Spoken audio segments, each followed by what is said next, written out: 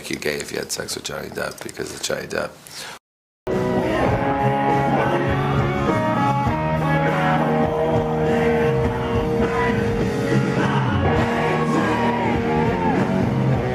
All right. I'm back with the Manson Cases, and we are covering today the bombshell. I mean, it's a bombshell, folks. Johnny Depp and Marilyn Manson texts. It is setting the entire world on fire. We don't know what to do about it, and to help me get a handle, brought back the Manson Cases. How are you doing today, Lisa? Crazy with all this Johnny Depp, Marilyn Manson text exchanges. Apparently, I'm learning new information about Marilyn Manson that I never knew before. Yeah, I am as well. And, fortunately, we have people like a professor to tell us how to interpret it. Isn't that helpful? Well, not really, if it's the one I'm thinking of. Oh, come on now. Michelle Dauber, professor out of Stanford. Come on. You've got to love Michelle. She's always giving such great information. Now, it's really interesting that Michelle Dauber is jumped right into the text and starts off pointing out that Johnny Depp and Marilyn Manson could be gay. Now, is it me, or isn't she of a group who usually will criticize anybody for talking about homosexuality in a bad way? Sounds familiar. And she's also pro Amber Heard, but clearly with a full-time job working at a university, she didn't watch a 6-week trial like some of us had, or some of us that might have covered it, which is not me. But out of interest, that was part of my trajectory to what got me interested in the Marilyn Manson cases to begin with, because they kept saying Marilyn Manson as if he's the boogeyman. Well, now it makes sense with these now unsealed text messages. Oh, yeah, exactly. Elaine kept saying, Manson, Manson, Manson, Manson. And I bet you they were probably fighting about text messages in the background that whole time. And she was like, I'm going to get it all in there. I'm going to get it in there. I'm going to get Manson. I'm going to get him. But what's so astounding here, and I'm starting out right from the top with this because of Michelle Dauber. I had to retweet it earlier. You can see the tweet right here. I don't care that it appears that Depp and Manson were in a sexual relationship, except for the double standard in which Depp and his lawyers constantly attacked Heard's supposed cheating, while Depp was exchanging florid love letters and planning 6 sex caves with Manson. Now, I then said, wow, let me double check those texts that I read. What in the world did he say? And it was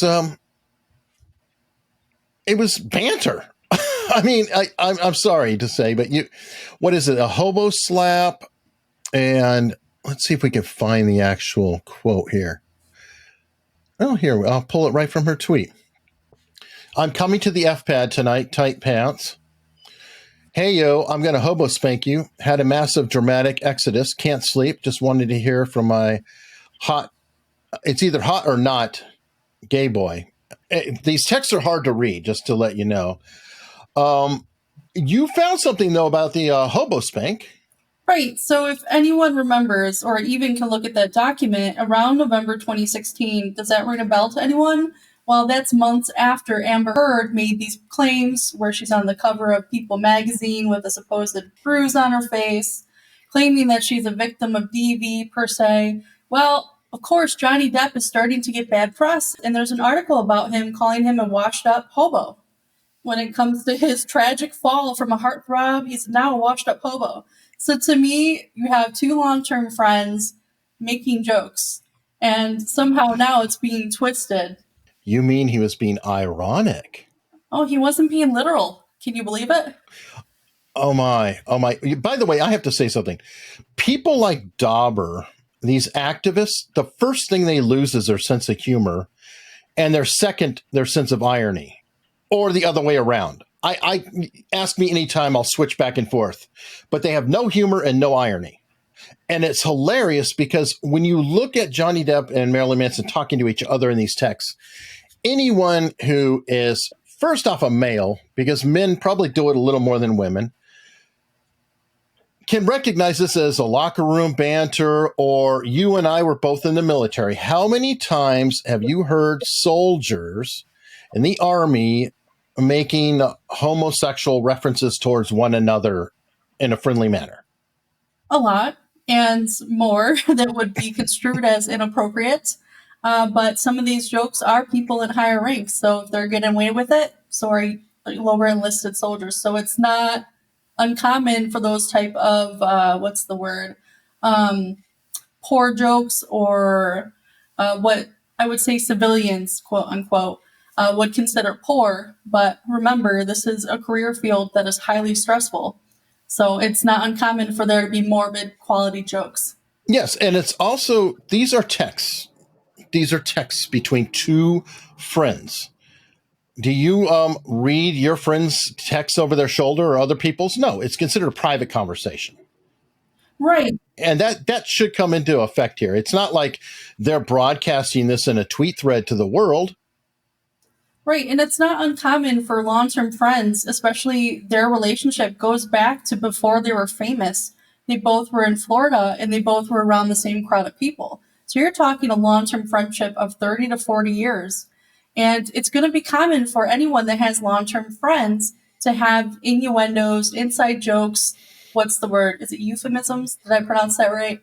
And some of it's not going to be appropriate. I tend to believe that a majority of people will relate when private conversations come up between friends, like, oh man, I wouldn't want anyone to hear that.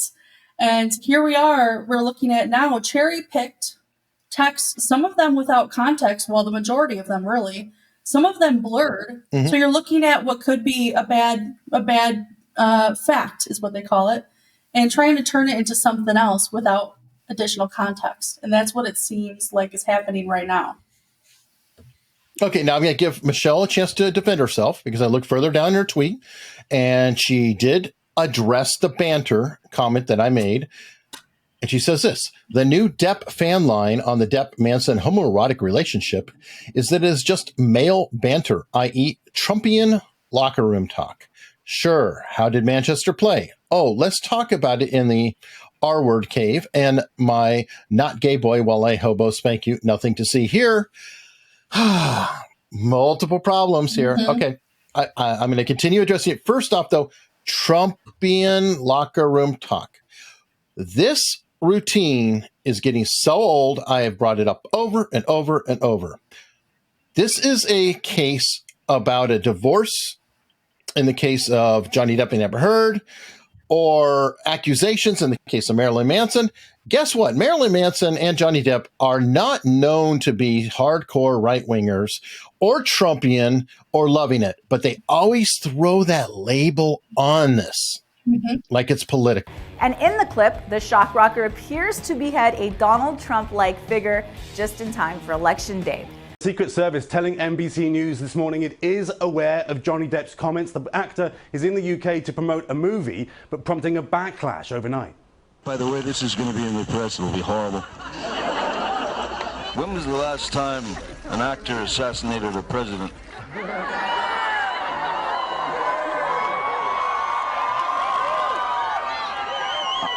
Now, I want to clarify, I'm not an actor. I lie for a living. They seem to not know that Marilyn Manson, if they went to his Instagram page, has a Black Lives Matter. Like, he's very not Trumpian. We don't know his politics. He doesn't seem heavily involved in that. In fact, he voted for Obama, which was the only time he voted. So to me, that swings a little left. It's kind of odd that they like to use these buzzwords, like Trumpian. Well, because it sounds cool and it inflames people. But in fact, I would argue that if you're going to bring politics into this, at least be accurate. At least take 5 minutes to look and see what you're saying. Doesn't make you sound like an idiot. Exactly. So these are the texts that she put in to substantiate, to say, no, this is more than male banter. Here we go. Kooky kitty indeed. Let us dine and quench our thirst, my brother. It is my opinion that we'll need a cave of some sort. I'm thinking Desaad style. I'll miss you, and I'm here whenever. Love you long time, Jimmy Drip. Desaad, Marquis Desaad. I mean, this is a very theatrical type of thing, and almost a one-upsmanship. but we'll keep going. I'll text you tomorrow. This is from Manson. Let's have our own Salo. Somebody on Instagram said what Salo is. I haven't found that in time, but it's a reference, I believe, in something that he was doing. But to continue, but no gay stuff with us. Just get the guy in front of Chinese theater and someone from any goth band and buy them as slaves and make them recreate our formative years in an opera, a street opera. And we shall tussle the young lasses. Double Dot's girl gets here on Thursday. We can have a clandestine man times, cat wrestling. And then the Fanta shall send us out her face space. Boom. This is obviously banter between two people, and it goes to the level of the ridiculous. Right. Is that the November 25th, 2016 text series? Yes. So, yes. If I recall, the name Bates is the producer of the 2017 album Heaven Upside Down. So you're looking at the production of an album. There are 2 songs and music videos with Johnny Depp in them.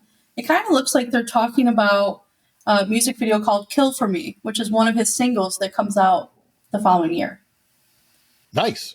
So it's even more than that. It's actually a productive piece of conversation with a lot of florid language. Now, how many times did we see texts in the courtroom? He was quoting Monty Python with his friend Paul Bettany, and that was Johnny Depp. I mean, is it surprising to anyone that a guy like Marilyn Manson would hang out with Johnny Depp and they would get into these, I don't know, almost romanticized ridiculousness? It's not surprising to me because if you go through the text, they mention, I'm a millennial. So looking at some of the references, I had to Google, I don't have the direct quote, but where they activate with the twins. Wonder Twin powers activate! I guess it's some sort of comic or something. There's also the reference to actually some other comics and to Popeye. I had to look that up because I didn't know there was the significant Popeye episodes where he finds his lost father, and I didn't know the name. I've never heard of this stuff. Why, Popeye's pooped baby, she goes on a gun. So you're talking about stuff they're talking about from like the 70s. And me being a millennial, I have no idea about what they're talking about. Oh, good God. No. The Popeye's in the 40s, for God's sake. Further away. I mean, it's way back. And by the way, while we're on that, people are trying to make hay out of the whole, what song should I play with you and what song should you play with us? And Manson says 18. And people are turning this into a hay like, oh, they're talking about 18-year-old girls. There's a song called I'm 18 by Alice Cooper. Alice Cooper. Oh, my God, that's Johnny Depp's bandmate in Hollywood Vampires. And, well, Marilyn Manson's good friends, and he has played with the band, and he performs I'm 18 multiple times. Check this out.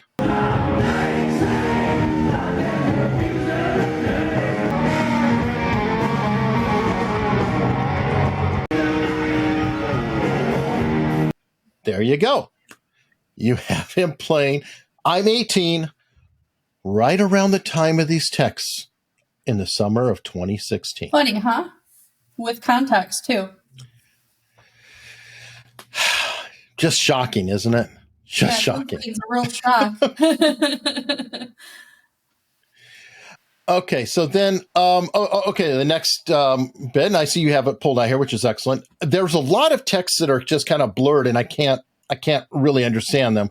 But Johnny Depp, replies back, loving you, my brother. We shall exchange precious bodily fluids.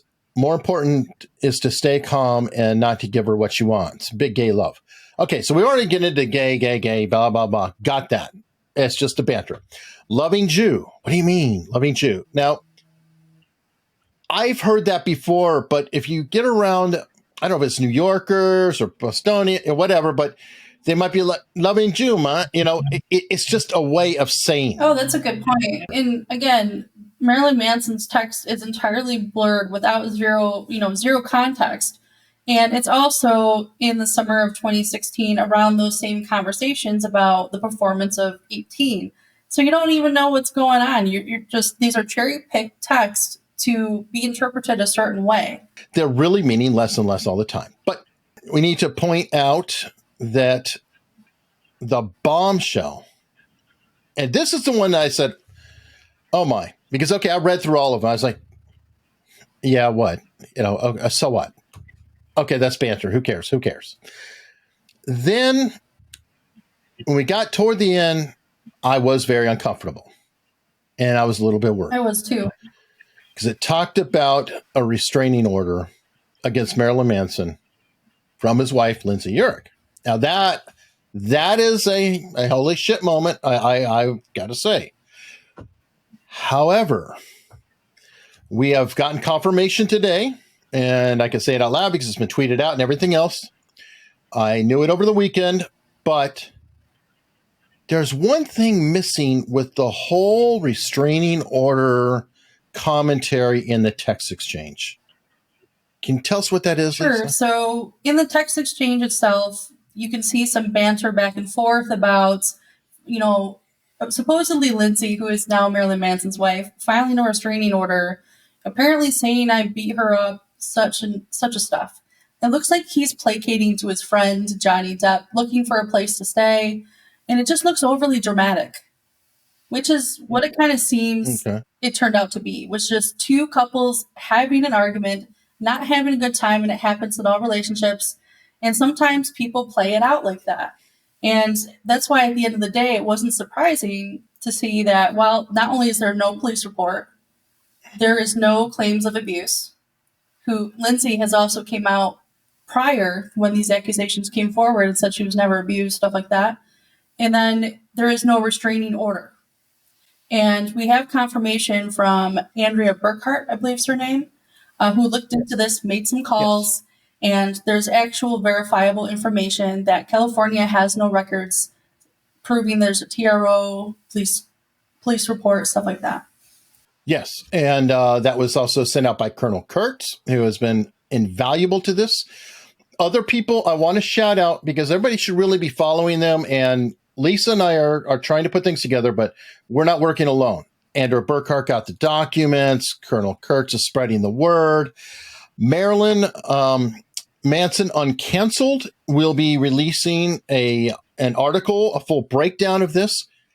His stuff is very much worth reading. And also, I want to give a shout out to the Marilyn Manson Support Group official, whose Instagram post I showed leading into the I Am 18 segment.